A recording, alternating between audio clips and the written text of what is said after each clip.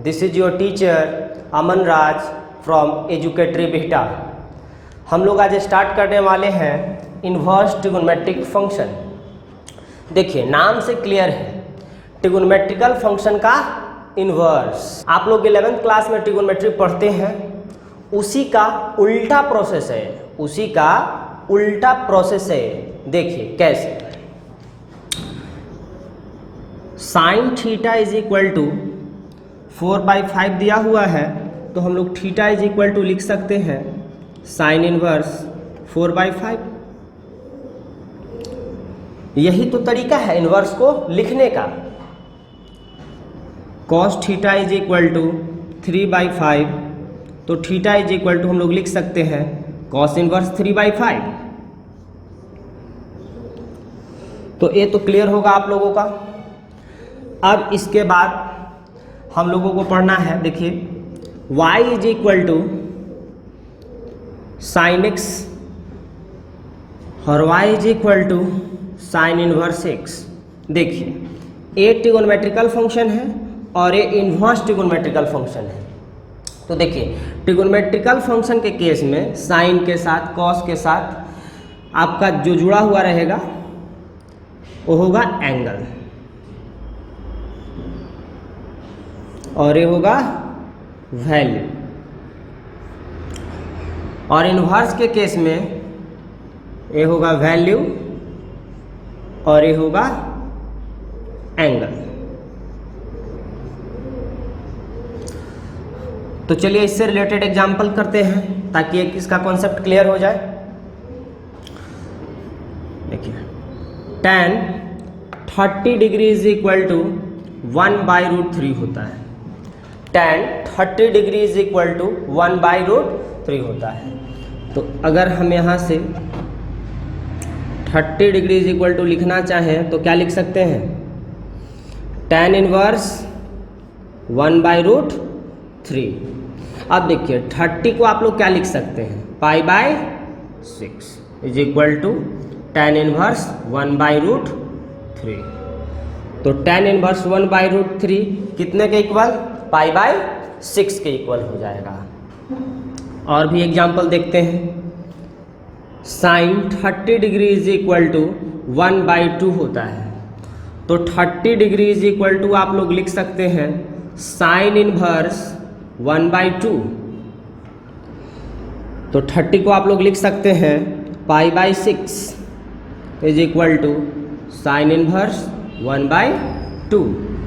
तो ये तो आप लोग समझ गए होंगे। इसी तरह से अगर कॉस इनवर्स 1/√2 दे दिया जाए तो आप लोग क्या लिख सकते हैं, π/4।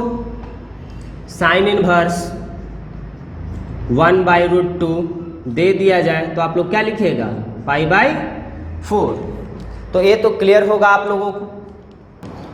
If sine X is equal to 4/5, अगर sine X is equal to 4/5 दिया हुआ है तो cos X is equal to क्या होगा। 11th क्लास में आप लोग पढ़े हैं कि अगर sine theta is equal to दिया हुआ रहता था तो बाकी ट्रिगोनोमेट्रिकल फंक्शन आप लोग लिख सकते थे। देखिए sine X is equal to दिया हुआ है 4/5, कहने का मतलब परपेंडिकुलर दिया हुआ है और हाइपोटेन्यूस दिया हुआ है, तो बेस नहीं है, तो बेस आप लोग फाइंड आउट कर लीजिए। तो 25 - 69 का स्क्वायर रूट 3 हो जाएगा। तो cos x is equal to हम लोग लिख सकते हैं 3/5, tan x is equal to लिख सकते हैं 4/3, cot x is equal to लिख सकते हैं 3/4, sec x is equal to लिख सकते हैं 5/3, cosec x is equal to लिख सकते हैं 5/4। तो कोई एक मालूम होता था तो बाकी आप लोग लिख देते थे। ठीक इसी तरह इन्वर्स के केस में अगर साइन इन्वर्स 4/5 आपको दे दिया जाए तो बाकी को आप लोग लिख सकते हैं। देखिए साइन इन्वर्स के केस में जो होता है क्या होता है, वैल्यू। ये जो है क्या है, वैल्यू। तो साइन का वैल्यू कितना, 4/5। तो 4/5 मतलब परपेंडिकुलर बाय हाइपोटेन्यूस। तो बेस नहीं है, बेस निकाल लीजिए। तो बेस निकाले तो 3 आया, तो यहाँ से आप लोग लिख सकते हैं cos inverse 3/5, tan inverse 4/3, cot inverse 3/4, sec inverse 5/3, cosec inverse 5/4। चलिए इसी से रिलेटेड एक और एग्जांपल कर लेते हैं। तो ये तो समझ में आ गया होगा आप लोगों को। देखिए cos इनवर्स 3/5 दिया हुआ है। अगर cos इनवर्स 3/5 दिया हुआ है तो बाकी आप लोग लिख सकते हैं। बोलिएगा बेस बाई हाइपोटेनियस, तो base by hypotenuse is equal to दिया हुआ है तो परपेंडिकुलर तो आप लोग निकाल ही सकते हैं। 25 माइनस 9 16 का स्क्वायर रूट कितना होता है 4। तो यहाँ से आप लोग साइन इनवर्स कितना लिख सकते हैं तो 4/5, फिर कॉसेक इनवर्स 5/4, फिर आप सेक इनवर्स लिख सकते हैं 5/3, कॉट इनवर्स आप लोग tan इनवर्स लिख सकते हैं 4/3, कॉट इनवर्स आप लोग लिख सकते हैं 3/4। तो ये तो आप लोगों का क्लियर होगा। देखिए स्टूडेंट्स, हम लोग पढ़ रहे हैं इन्वर्स ट्रिगोनोमेट्रिक फंक्शन। तो सबसे पहले हम लोग समझे कि इन्वर्स फंक्शन क्या है। तो देखिए जब भी कोई फंक्शन का आप लोग इन्वर्स पढ़ते हैं तो उसके लिए कुछ ना कुछ कंडीशन आता है। तो देखते हैं y is equal to fx is said to be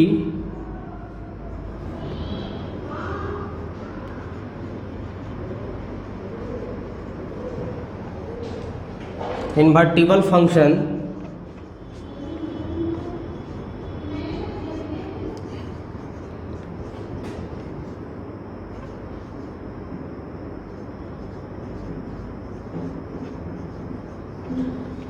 देखिए y is equal to F X is said to be invertible function if F X is 1 1 and onto. का इन्वर्टिबल का मतलब देखिए, इन्वर्टिबल कहने का मतलब कि कोई भी फंक्शन इन्वर्स के लायक तभी हो सकता है जबकि वो 1 1 एंड ऑन टू, या यूँ भी कह सकते हैं कि 1 1 ऑन टू फंक्शन ही इन्वर्टिबल फंक्शन हो सकता है। तो ये तो क्लियर होगा आप लोगों का। अब हम लोग पढ़ रहे हैं इन्वर्स ट्रिगोनोमेट्रिक फंक्शन। तो थोड़ा देर के लिए आप लोग भूल जाए इन्वर्स को, तो बचा क्या ट्रिगोनोमेट्रिक फंक्शन। तो ट्रिगोनोमेट्रिक फंक्शन आप लोग 11th क्लास में पढ़े हैं और उसमें पढ़े होंगे कि जितना भी ट्रिगोनोमेट्रिक फंक्शन होता है वो ना ही तो 1 1 और ना ही तो ऑन टू फंक्शन होता है। तो 1 1 ऑन टू फंक्शन नहीं होता है तो कहने का मतलब कि वो इन्वर्टिबल फंक्शन भी नहीं होगा। लेकिन हम लोग पढ़ रहे हैं इन्वर्स ट्रिगोनोमेट्रिक फंक्शन, तो बोलेंगे कि कुछ कंडीशन के साथ हम लोग इन्वर्स ट्रिगोनोमेट्रिक फंक्शन को पढ़ सकते हैं। तो वो कंडीशन को हम लिखते हैं, आप लोग देखिए। तो देखिए आप लोग, यही वो कंडीशन है। देखिए इसका देखें तो x का तो वैल्यू आप लोग पहले से ही जानते होंगे, साइन x का वैल्यू तो आप लोग पहले से ही जानते होंगे -1 से 1 तक। तो ये चीज़ तो आपको पहले से मालूम था। लेकिन आप ट्रिगोनोमेट्रिक फंक्शन पढ़े होंगे तो वहाँ पे देखिए एंगल, कितना भी एंगल के लिए आप पढ़ सकते थे, लेकिन यहाँ पे एंगल के लिए कुछ बाउंड्री लगा दिया गया है -π/2 से π/2 तक। तो कंडीशन लग गया है -π/2 से π/2 तक ही।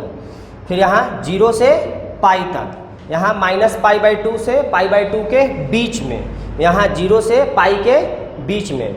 यहाँ पे देखें तो 0 से π तक तो होगा लेकिन π/2 को छोड़कर, -π/2 से π/2 तक 0 को छोड़कर, जिसके कारण हम लोग इन्वर्स ट्रिगोनोमेट्रिक फंक्शन पढ़ रहे हैं।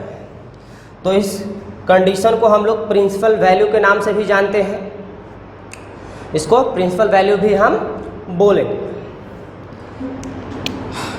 फिर इसके बाद समझें आप लोग, साइन इनवर्स -x अगर दिया हुआ है तो आप लोग लिख सकते हैं -sin inverse x, cos inverse -x अगर दिया हुआ है तो आप लोग लिख सकते हैं minus cos inverse X, sorry pi minus cos inverse X tan inverse minus X is equal to आप लोग लिख सकते हैं minus tan inverse X, cot inverse minus X is equal to आप लोग लिख सकते हैं pi minus cot inverse X, sec inverse minus X is equal to आप लोग लिख सकते हैं pi minus sec inverse X, cosec inverse minus X is equal to आप लोग लिख सकते हैं माइनस कॉसेक इनवर्स एक्स। तो देखिए यहाँ पे आप बोल सकते हैं कि पाई माइनस कॉस इनवर्स एक्स क्यों हो गया, तो बोलिएगा कंडीशन के कारण, कंडीशन के कारण, क्योंकि आप लोग कॉस इनवर्स का कंडीशन जानते हैं क्या होता है, 0 से पाई तक, 0 से पाई तक। तो देखिए आप लोग अब यहाँ पे कॉस, आप लोग इसको इस तरह से समझ सकते हैं, कॉस एक्स का वैल्यू या कॉस थीटा का वैल्यू निगेटिव कौन कौन से कोऑर्डिनेट में होता था, कॉस थीटा का वैल्यू निगेटिव कौन कौन से कोऑर्डिनेट में होता था, तो हम लोग बोलेंगे सेकेंड और थर्ड कोऑर्डिनेट। तो आप लोग कंडीशन को देखेंगे तो इसमें तो थर्ड कोऑर्डिनेट है ही नहीं, तो कौन बचा, सेकेंड कोऑर्डिनेट। तो सेकेंड कोऑर्डिनेट में कॉस तो माइनस होता है, तो सेकेंड कोऑर्डिनेट के लिए हम लोग क्या लिखते हैं, पाई माइनस थीटा, तो क्या हो गया पाई माइनस कॉस इनवर्स एक्स। तो आप लोग समझ गए होंगे इस चीज़ को। चलिए इससे रिलेटेड कुछ हम लोग एग्जाम्पल कर लेते हैं ताकि हम लोगों का कॉन्सेप्ट क्लियर हो जाए। साइन इनवर्स -1/√2 दिया हुआ है, तो आप लोग क्या इसको लिख सकते हैं, देखिए sine inverse -6 is equal to हम लोग क्या जानते हैं, माइनस साइन इनवर्स एक्स, तो हम लोग इसको लिख सकते हैं माइनस साइन इनवर्स 1/√2। तो आप देखिए माइनस साइन इनवर्स 1/√2 को आप क्या लिख सकते हैं, पाई/4। समझ में आ गया। इसी तरह से साइन इनवर्स 1/2 तो क्या होता है, sign inverse -x, minus sign inverse x होता है, तो हम लोग इसको लिख सकते हैं माइनस साइन इनवर्स 1/2 माइनस, अब साइन इनवर्स 1/2 तो क्या लिख सकते हैं हम लोग, पाई/6। ठीक इसी तरह से कॉस इनवर्स -1/√2 अगर आपको दिया हुआ है तो आप लोग क्या लिख सकते हैं, तो बोलिए कि कॉस इनवर्स -x क्या होता है, पाई माइनस कॉस इनवर्स x, तो इसको हम लोग लिख सकते हैं पाई माइनस कॉस इनवर्स 1/√2, ये तो लिख सकते हैं। तो अब देखिए पाई माइनस कॉस इनवर्स 1/√2 को आप लोग क्या लिख सकते हैं, तो पाई/4, तो कितना हो जाएगा 4 pi minus pi divided by 4, तो कितना हो जाएगा 3 पाई/4। तो ये तो आप लोगों का क्लियर हो गया होगा। तो आज के लिए इतना ही, फिर आगे की बात हम लोग नेक्स्ट वीडियो में करेंगे।